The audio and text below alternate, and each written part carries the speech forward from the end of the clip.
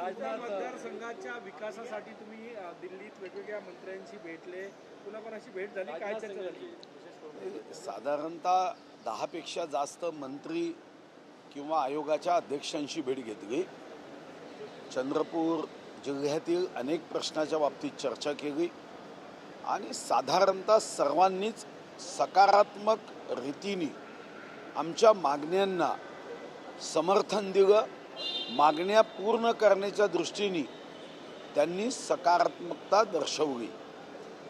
सन्माननीय देशाचे रक्षामंत्री माननीय राजनाथ सिंग साहेबांची भेट घेतली. चंद्रपूरमध्ये देशातलं सर्वोत्तम सैनिक शाळेचं बांधकाम हे मी अर्थमंत्री असताना केलं होतं. त्याच्या विस्ताराच्या संदर्भात आर्मी म्युझियमच्या संदर्भात त्यांच्याशी चर्चा केली. श्री जितेंद्र सिंग यांच्याकडे सायन्स अँड टेक्नॉलॉजी विभाग आहे. बांबूच्या संदर्भातल्या रिसर्चच्या कामासाठी त्यांच्या विभागातून 10 कोटी रुपयाची मागणी केली आणि साधारणतः आज उद्या त्यांचे सायंटिस्ट आणि आमचे सायंटिस्ट हे एकमेकाशी फोनवर चर्चा करतील. प्रस्तावाचं सादरीकरण प्रेझेंटेशन होईल आणि त्यानंतर मग त्या निधीच्या उपलब्धतेच्या बाबतीमध्ये निर्णय केला जाईल. राष्ट्रीय महिला आयोगाच्या अध्यक्षा विजयाताई राहटकर यांनी सुद्धा चंद्रपूर जिल्ह्यामध्ये येऊन महिलांच्या विविध प्रश्नावर त्या ठिकाणी महिला आयोग जिल्ह्यातील महिलांच्या प्रश्नाबद्दल मदत करण्याचं त्यांनी सूतोवाच केलं आहे.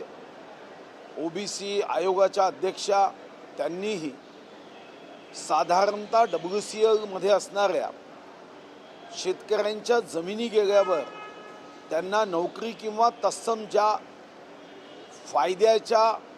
फायद्याचा त्यांचा अधिकार आहे ते दिला जात नाही आणि म्हणून साध्वी निरंजना मॅडमनीही येण्याचं त्या ठिकाणी कबूल केलं. चेंबर ऑफ इंडस्ट्रीज जे गव्हर्नमेंट ऑफ इंडिया वित्त विभागाने ज्यांना काम दिलं MSMEच्या बाबतीमध्ये त्यांनीही चंद्रपूर जिल्ह्यामध्ये येण्याचं कबूल केलं आहे आणि साधारणतः चंद्रपूरमध्ये आम्ही प्रयत्न करतोय उद्योग योद्धा निर्माण करण्याचा. आत्मनिर्भर भारताच्या संदर्भामध्ये चंद्रपूर जिल्ह्यातील तरुण तरुणींनी स्वतःच्या उद्योगाच्या माध्यमातून आत्मनिर्भर व्हावं, MSMEच्या योजना या त्यांच्यापर्यंत पोहोचवाव्या या दृष्टीनेही त्यांच्याशीही चर्चा झाली.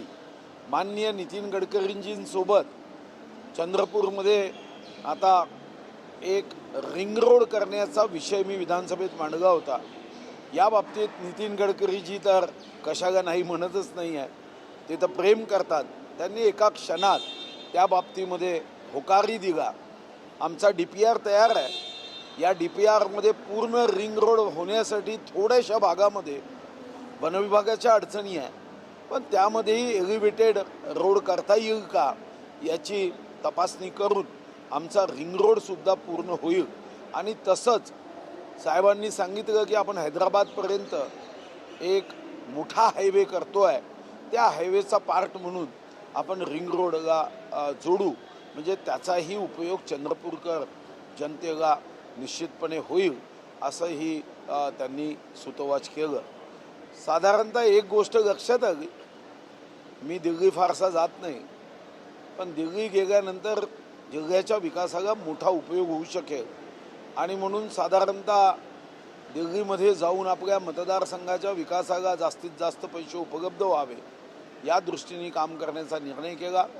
CR पाटील जे या संदर्भातले जलशक्ती मंत्रालयाचं काम पाहतात त्यांनीसुद्धा चंद्रपूर जिल्ह्यातील साऱ्या MI टँकला PDNनी जोडता येईल का याबद्दल सांगितलं आणि ते जर तुम्ही करत असाल तर केंद्राचे 70% आणि राज्याचे 30% असा प्रस्ताव तुम्ही जर मला सादर केला तर मी 3 महिन्यात त्याला मंजुरी देऊ शकतो.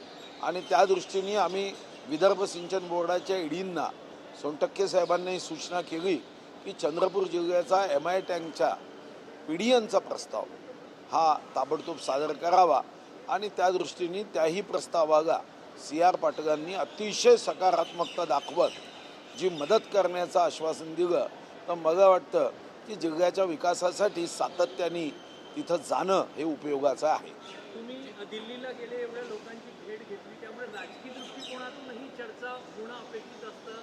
सुधीर मुनगंटीवार एवढ्या मंत्र्यांना भेटले, महाराष्ट्राच्या राजकारणामध्ये संदर्भात चर्चा होऊ शकते. नाही, ती आपापल्या परीने बघायचं आहे. चक्रधर स्वामीच्या हत्तीच्या कथेसारखं ज्याची जी दृष्टी त्याला दिसेल तशी सृष्टी. मी तर कामाची यादी दिली, पुढच्याही 15 दिवसांनी जाणार आहे. मी लोकसभा अध्यक्षांनाही चंद्रपूरमध्ये लोकशाहीच्या संदर्भात त्यांनाही निमंत्रण दिलं. आता जाऊन आलो. पुढचे 3 महिने विविध कार्यक्रमाच्या माध्यमातून सर्वांना चंद्रपूर जिल्ह्यामध्ये घेऊन, चंद्रपूर वाघाचा जिल्हा आहे आणि या जिल्ह्यामध्ये प्रत्येकाने यावं. चंद्रपूर जिल्ह्यामध्ये त्यांच्या माध्यमातून जे करता येईल ते करण्याचा प्रयत्न केला. आता बाकीच्यांनी काय बघायचं हे त्यांचं आहे. पुढच्या 15 दिवसानंतर तर अजून मोठ्या भेटी आहे. तुम्ही तुमच्या मतदारसंघापुरती दृष्टी न ठेवता पूर्ण एक व्यापक दृष्टिकोनातून चंद्रपूर जिल्ह्यासाठी कामाला लागलेले दिसतात. नाही, चंद्रपूर जिल्ह्याने मी विदर्भाच्याही कामाला लागलो आहे. धानाची जेव्हा आपल्याला खरेदीचं उद्दिष्ट हे कमी होतं, मी स्वतः सन्माननीय प्रल्हाद जोशीजींच्या मागे लागून हे खरेदीचं उद्दिष्ट वाढवून दिलं. लिंकिंगच्या बाबतीत सन्माननीय कृषी मंत्री शिवराज चव्हाणांशी मी स्वतः फोनवर बोललो आणि आता मी राज्य सरकारचं अभिनंदन करेन. लिंकिंगच्या बाबतीमध्ये त्यांनी गंभीरता व्यक्त केली. सन्माननीय शिवराज चव्हाणांनी तर मी FIR केला कोरोमंडल खतावर. त्यांनी तर कौतुक केलं की देशामध्ये हा माझा आग्रह आहे, पण देशामध्ये पहिलं खताच्या संदर्भातला FIR 1951 इसेन्शियल कमोडिटी ॲक्टमध्ये तुम्हीच केला. मला व्यक्तिगत रीतीने वाटतं की विदर्भ असेल, बांबूच्या संदर्भातले विषय असेल, हे आमचं कर्तव्य आहे. जोपर्यंत लोकांनी निवडून दिलं आहे तोपर्यंत नव्हे, त्यानंतरही लोकांचे प्रश्न सोडवण्यासाठी पूर्ण शक्तीने काम करणं हे आमची जबाबदारी. मंत्रिपद मिळावं जिल्ह्याला, या संदर्भात मागणी होत आहे. तुमच्या जिल्ह्याला मंत्रिपद मिळालेलं नाही. काय संबंध त्याचा? आता उद्या कोणी प्रत्येक जिल्ह्याला केंद्रातही मंत्रिपद मागितलं तर दिलं जाणार आहे का? शेवटी प्रश्न आहे कोण मंत्री आहे यापेक्षा त्या जिल्ह्याच्या विकासासाठी किती मंत्री तुम्हाला मदत करू शकतात हे महत्त्वाचं आहे. अन्यथा एखाद्या जिल्ह्यामध्ये मंत्री आहे आणि त्या जिल्ह्यात कामच होत नाही तर असं मंत्रिपद घेऊन चाटायचं थोडी आहे. भाऊ, विधान परिषद निवडणुकीमध्ये काँग्रेसची नामुष्की उडवली, 3 मतदारसंघात माघार घेतलेली आहे. अमरावतीचा उमेदवार जो नाराज आहे यावरून हायकमांडनं दखल घेतलेली आहे आणि जे वरिष्ठ नेते आहेत त्यांनी उमेदवारी दिली, त्यांना विचारणा केली जाईल या सगळ्या बाबतीत. असं एखादं जीर्ण वस्त्र फाटलं म्हणून शिवण्याचा प्रयत्न केला तर तिथं त्या जीर्ण वस्त्राला आपण शिवण्याचा प्रयत्न केला तर ते दुसरीकडे फाटतं. बस. आता काँग्रेसचं कामही तशाच पद्धतीने झालं आहे. जोपर्यंत काँग्रेस साधं सुधं विश्लेषण करेल तोपर्यंत त्यांचे अच्छे दिन कधीही येऊ शकत नाही. ज्या पद्धतीचं त्यांचं राजकारण चालू आहे त्या राजकारणामध्ये सामान्य माणूस कुठेही त्यांच्या राजकारणाच्या चर्चेचा विषय दिसत नाही. त्यांच्या राजकारणामध्ये फक्त माननीय सन्माननीय युगपुरुष नरेंद्र मोदींचा द्वेष, भारतीय जनता पार्टीवर टीका, निम्न स्तराचा उपयोग, शिव्या देऊन पक्ष वाढवण्याचं राजकारण, याच्या बाहेर जोपर्यंत ते जाणार नाही, जोपर्यंत तेलंगणामध्ये एखादा मॉडेल करणार नाही, कर्नाटकमध्ये चांगलं मॉडेल दाखवणार नाही विकासाचं, हिमाचलमध्ये एखादं उत्तम रोजगाराचं मॉडेल दाखवणार नाही, तोपर्यंत त्यांनी कितीही भारतीय जनता पार्टीवर टीका केल्या तरी या झाडाला जोपर्यंत विचाराचं आणि विकासाचं पाणी टाकल्या जाणार नाही, हे काँग्रेसचं झाड हे असं सुकलेलं राहणार आहे. हो, तुम्ही एका बाजूने जीर्ण वस्त्रांनी झाडाची उपमा देता, दुसऱ्या बाजूने सोनिया गांधींनी बंगालमधला जो पक्ष तृणमूल काँग्रेस त्याला आपल्याकडे विलीन करून घेण्याचं एक ऑफर दिलेली आहे. राष्ट्रीय उपाध्यक्ष देऊ असं देखील ममता बॅनर्जींना सांगितलेलं. कसं पाहता? मग चूक कुठं आहे? त्याच्यामध्ये चूक कुठं आहे? पण त्यांचा प्रस्ताव ममता दिदी थोडी मान्य करणार आहे. त्यांनाही माहिती आहे की आपला स्वतंत्र पक्ष आहे, निर्णय घेण्याचा आपल्याला अधिकार आहे. अन्यथा उद्या जर आपल्या आमदारांनी राज्यसभेचा उमेदवार पाठवायचा असेल तर तो ममता दिदीच्या हातात राहणार नाही. आदरणीय सोनियाजींनी त्यांना ऑफर देणं किंवा खरं तर काँग्रेसचे काही नेते खाजगीत असंच म्हणतात की इंडिया अलायन्समधल्या सर्व पक्षांनी एकत्र येऊन काँग्रेसचा भाग व्हावा, पण मला वाटतं की हे होणं शक्य नाही, कारण छोट्या छोट्या प्रादेशिक पक्षाच्या नेत्यांना स्वतःचा सुभा हवा आहे, आणि जिथं स्वतःचा सुभा हवा आहे तिथं मला वाटतं की असं निमंत्रण दिल्याने कोणीही ते निमंत्रण स्वीकारणार नाही. संजय राऊतांनी गंभीर आरोप केलेला आहे. काँग्रेस पार्टीचे दुत्ते यांना पंतप्रधान नरेंद्र मोदी यांची अमेरिकेत भेट झाली होती असं त्यांनी म्हटलं. त्यानंतरच दुत्ते भारतात आले असं म्हटलं आहे. आता त्यांच्याकडे काय माहिती असेल ते संजय आहे. महाभारताच्या संजयला घरी बसून महायुद्ध दिसत होतं, यांना अमेरिकेचा भाग दिसत असेल तर मला माहिती नाही. शेवटी नाव संजय असण्याचा फायदा होऊ शकतो. पण आता ते काँग्रेस पार्टीने महाराष्ट्रात देखील आंदोलनाला सुरुवात केली. आज पुण्यात आंदोलन करताना इथून पुढे ते देशात आंदोलन करेल अशी घोषणा पण त्यांनी केली. नाही, आंदोलन करणं लोकशाहीमध्ये गैर नाही आहे, पण आंदोलनामध्ये तुमच्या आंदोलनाचा विषय सर्वसामान्य दीनदुर्बल शोषित पीडिताचा आवाज असला पाहिजे. भारतीय जनता पार्टीला शिव्या देणं, राष्ट्रीय स्वयंसेवक संघाला शिव्या देणं, यातून आपल्या पक्षामध्ये आपली वैचारिक भूमिका काय आहे, आपलं धोरण काय आहे, आपलं लक्ष काय आहे, आपल्या पाठीशी बोलवणारा धनी कोण आहे, याबद्दल मात्र चर्चा होईल ना. तुम्ही तरुणांना एकत्र करा ना. आता आम्ही उद्योग योद्धा करण्याचा निर्णय केला, याच्यामध्ये राजकारण नाही आहे.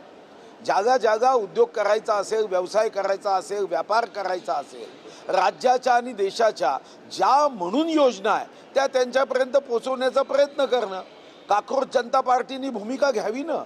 जिथं आता AIचा उपयोग हा महत्त्वाचा ठरला आहे त्याचे प्रशिक्षण द्यावे, की आम्ही आमच्या रोजच्या जीवनामध्ये यशाच्या मार्गाने वेगाने बुलेट ट्रेनपेक्षा जास्त गतीने जाण्यासाठी आम्ही AIचं ट्रेनिंग देऊ. अमेरिकेतून इथं येऊन फक्त माथी भडकवण्याचं काम जर कोणी केलं तर तो मात्र साबणाचा फुगा असेल, तो जास्त दीर्घकाळ टिकणार नाही, तो फुगा फुटेल.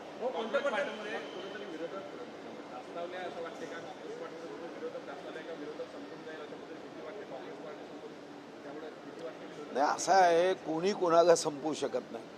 1984 मध्ये अशाच वल्गना भारतीय जनता पार्टीच्या बद्दल काँग्रेसने केल्या. शेवटी पक्ष हा दुसरे संपवत नाही, स्वतःच कृती केली तर मात्र पक्ष संपतो. हम नहीं सुधरेंगे हा भाव घेऊन काँग्रेसचं राजकारण असंच चालू राहिलं. त्यांनी कधीतरी एखाद्या आपल्याच पक्षातल्या सुशिक्षित व्यक्तीला काँग्रेसच्या धोरणाबद्दल, वागणुकीबद्दल PhD करायला जावावी, संशोधन करायला जावावं. तुमच्या प्रत्येक भाषणात किती टक्के टीका असते, किती टक्के दिशा असते, किती टक्के विकासाचं राजकारण असतं, किती टक्के तुमच्या राज्यामध्ये जिथं तुमचं सरकार आहे तिथं तुम्ही काय केलं हा भाव असतो, आशय असतो. एकदा PhD तर करा, मग लक्षात येईल की यांचं काम 4 दिन की चांदरी फिर अंधेरी रात असं काम आहे. त्यामुळे भाजप त्यांना नाही संपवू शकत. काँग्रेस संपायची असेल तर स्वतःच संपावं लागतं. नरेंद्र मोदी सर्वाधिक कार्यकाळ नेहरूची तुलना जे त्यांची होत होती त्यांनी आधुनिक भारताची निर्मिती केली. म्हणजे दिवसमधून मोदीची आणि नेहरूची तुलना होत होती. नाही, पण असं मोदीजी सुद्धा कुठं म्हणताय की पंडित नेहरूंशी माझी तुलना करा. पंडित नेहरूंच्या कालावधीमध्ये प्रश्न आणि आजच्या कालावधीमध्ये प्रश्न, याच्यामध्ये जमीन आसमानाचा फरक आहे. तेव्हा आम्हाला धान्यसुद्धा इम्पोर्ट करावं लागायचं. म्हणजे पेट्रोल किंवा डिफेन्स साधन आपल्याला इम्पोर्ट करायचे नाही तर धान्य इम्पोर्ट करावं लागायचं.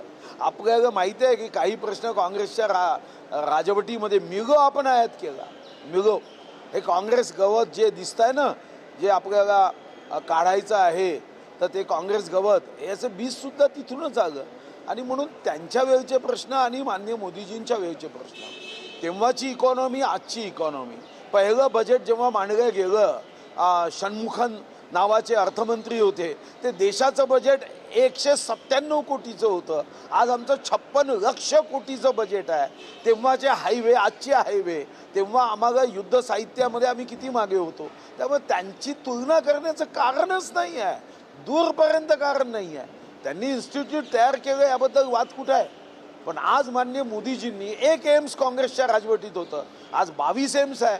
तर हा फरक लोकसंख्येच्या वाढीनुसार माननीय मोदीजींनी केला. माननीय मोदीजींच्या नेतृत्वामध्ये माननीय गडकरीजी, मी जेव्हा महाराष्ट्राचा विचार करतो 1 मे 1960 पासून आपण 31 ऑक्टोबर 2014 पर्यंतचा विचार केला तर महाराष्ट्रामध्ये 4900 किलोमीटर नॅशनल हायवे होते. आज त्याच्यामध्ये 10 वर्षात 18,000 किलोमीटर नॅशनल हायवे वाढले. मग असा कुठं आपल्या एकमेकाशी तुलना होऊ शकते? उद्या कोणी म्हणायचं की तेवढ्या 54 वर्षात 4,900 आणि आता 18,000 10 वर्षात. मला वाटतं की तुलना करण्याचा प्रश्न नाही, फक्त एवढाच भाव आमच्या देशामध्ये लोकांमध्ये आणायचा आहे, मतदारांमध्ये आणायचा आहे की हम सब एक है. आम्ही सर्वांनी मिळून देशाच्या प्रगतीमध्ये भारत माता की जय म्हणताना आपापल्या परीने योगदान देत कृती करावी, हाच त्याच्यातला भाव.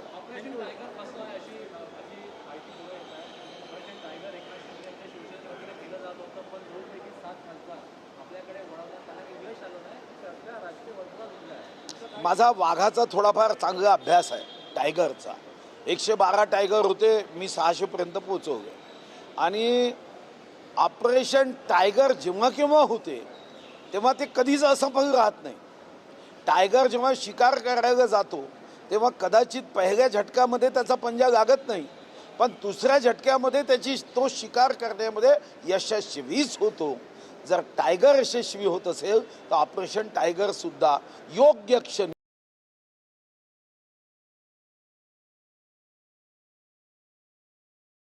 नेम घेणाऱ्या नेत्यांपैकी हे काय, त्यांचा अचूक नेम लागेल याबद्दल विश्वास माझ्या मनामध्ये निश्चित आहे.